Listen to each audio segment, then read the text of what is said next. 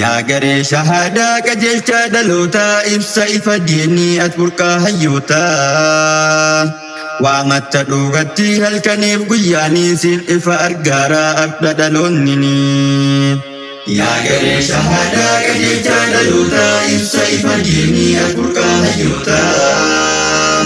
Waamatta dhugatti halkaniif guyyaanii siin ifa argaaraa abda dhaloonnini.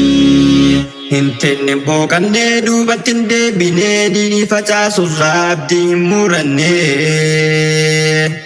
Eessa haa jalqabu ibsu waa'ee kan kee hedduudha baay'atti wallaahi olmaan tantee. Dhiiraa fi dubartiin xiqqaa fi guddaanii diinii gahuu jirtaan bahaa fi seessaanii.